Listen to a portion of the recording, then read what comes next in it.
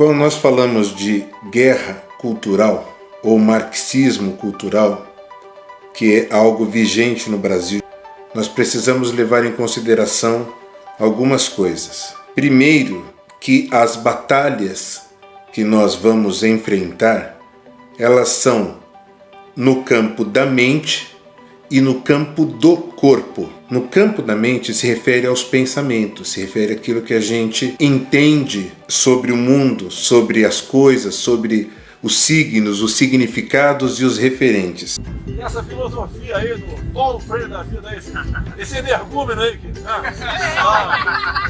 foi ídolo da esquerda. E ele é o demônio a ser combatido. Aliás, energúmeno é isso, né? Endemoniado, pelo dicionário é isso aí. E o terceira definição, indivíduo ignorante, boçal e imbecil. Eu fiquei chocado em ver alguns repórteres procurar no dicionário e falar: o presidente chamou Paulo Freire de endemoniado. Porque procuraram no dicionário e foi esse o primeiro significado que encontraram e acharam que ele deu aquilo. Como é que isso se dá? Em comunicação você estuda a mensagem, o emissor, a codificação de uma mensagem, o receptor, a decodificação dessa mensagem e o feedback. Quando eu falo uma palavra, ela tem um significado para mim. Eu que estou emitindo, eu falo acreditando que a pessoa vai ouvir. Então você imagina que lá uma professora chegue para algumas crianças pequenas de 3, 4 anos e fale: vocês, crianças, precisam ser protagonistas do próprio destino. Criança, o que é protagonista? O que é destino? Eu não conheço essas palavras. Uma criança de 3, 4 anos talvez não entenda o que ela está dizendo.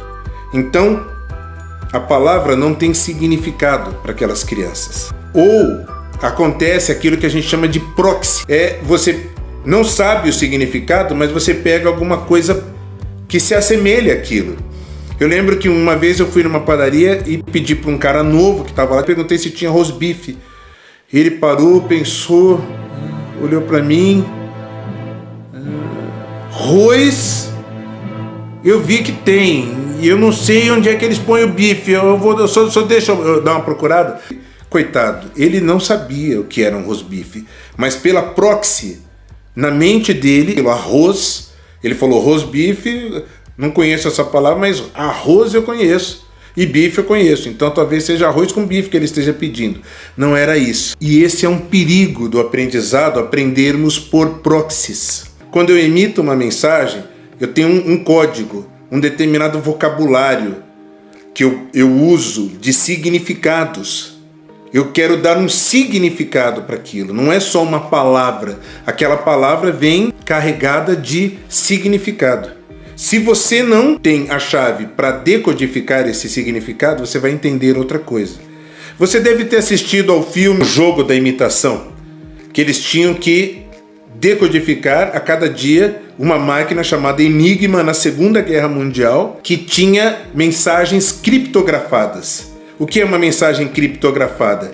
Eu escrevo uma carta e, por exemplo, toda vez que eu escrevo sapo na carta, não é a palavra sapo. Eu falo para você, olha, quando você ler sapo, você sabe que eu estou falando de violão. Então ele pode entender a mensagem a partir de um outro significado que eu dei àquela mesma palavra. Então veja só, o signo é a palavra em si que pode ser falada ou escrita.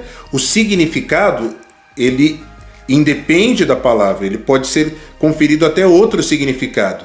E o referente, o que é? É você olhar para um sapo e falar, é disso que ele está falando? Ou você olhar para um violão e falar, é disso que ele está falando? Então você tem signo, significado e referente. Quando as pessoas aprendem, elas aprendem por imitação, a mimese. É muito importante, é fundamental no aprendizado de um bebê. As faculdades ensinam, olha, quando bebê aprende imitando, mas depois que você cresce não imita mais. Imita sim. Existem algumas referências que eu gostaria de passar para você, algumas referências em vídeo e algumas referências em filme. Na Netflix tem um filme chamado O Experimento de Milgram. Basicamente, ele convidava uma pessoa para dar choque numa pessoa que iria responder um questionário. Sempre que a pessoa errasse, ganhava um choquinho, começando com 14 watts, 20 watts, 30 watts, ia subindo até chegar a um choque de 450 watts. E depois de fazer isso, era perguntado para ele por que você fez. Não, porque me ordenaram. Consciente coletiva, como o Durkheim chama, e o Geert Hofstede chama de programação coletiva da mente. Como é que a nossa mente em sociedade age? Como é que quando pessoas fazem o mal, nós rebaixamos às vezes o nosso padrão justamente para não contradizer aquelas pessoas? A gente às vezes nem sempre tem coragem de dizer que aquilo está errado, porque, puxa vida, se o grupo todo já aceitou, está rindo de uma determinada piada, de uma determinada pessoa, está falando de uma determinada forma, quem sou eu para contradizer essas pessoas? Por isso que algumas referências, por enquanto são referências, a gente vai tratar do assunto de forma mais profunda, mas da Elisabeth Noelle Neumann, que é o livro A Espiral do Silêncio, que trata sobre como as pessoas tendem a se calar quando as outras pessoas estão tendo um comportamento que ela internamente, ela fala, puxa, eu não concordo com isso, mas ela sabe, se eu falar, as pessoas vão me ridicularizar ou vão me recriminar, as pessoas vão desdenhar de mim, vão zombar, podem até me isolar e eu posso perder essa amizade, ou talvez multifatorial significa que tem muitas coisas envolvidas. Tem a parte do corpo, tem a parte da mente, tem a parte da vontade, dos hormônios que operam independentemente da inteligência da pessoa. Então, quando nós falamos de guerra cultural, existem muitos fatores envolvidos e não se refere simplesmente ao que se chama de ideologização em sala de aula, ou numa praça pública, ou onde quer que seja. Mas é um conjunto de fatores que vão levar o homem a uma série de crenças. Porque como é que as nossas crenças se desenvolvem? Basicamente, ambiente, experiências, crenças e valores, identidade. Você vive num ambiente e esse ambiente ele vai te ajudar a ser o que você é. Por quê? Porque dependendo do que tiver naquele ambiente, o seu desenvolvimento vai ser diferente. Agora imagine nessa sala se tiver uma mesinha de centro e esse bebê engatinhar até a mesinha de centro. É completamente diferente. Ele vai se desenvolver porque naquele ambiente tem uma mesinha de centro. E a partir daquilo que nós acreditamos, nós formamos aquilo que nós somos, a nossa identidade. Grande parte do que nós chamamos de guerra cultural acontece na base de tudo, que é o ambiente, para tentar modificar o ambiente para que você desenvolva habilidades, entre aspas, diferentes, ou perca algumas habilidades. O homem moderno, acredito que tenha perdido muitas habilidades.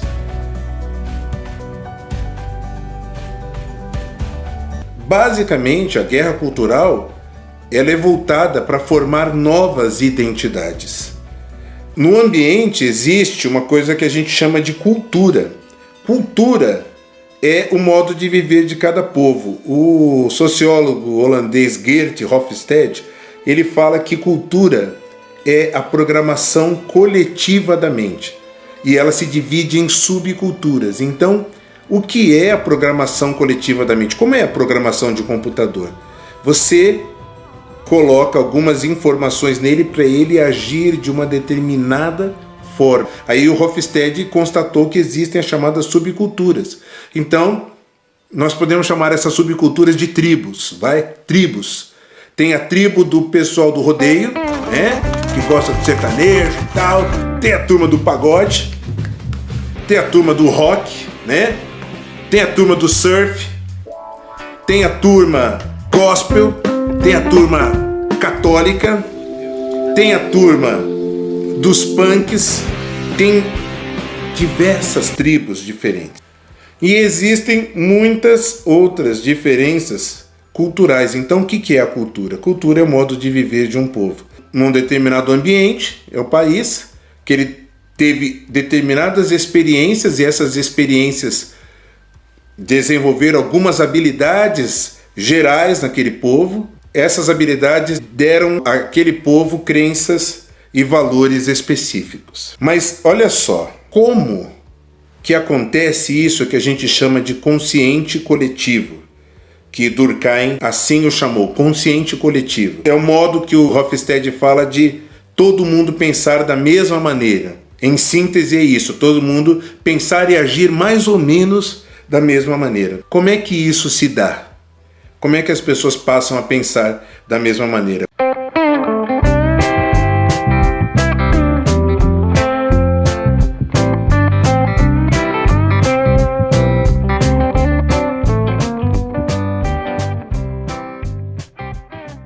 A primeira coisa que praticamente sempre fora da maior parte das discussões acadêmicas, de artigos científicos, é uma coisa chamada mimetismo.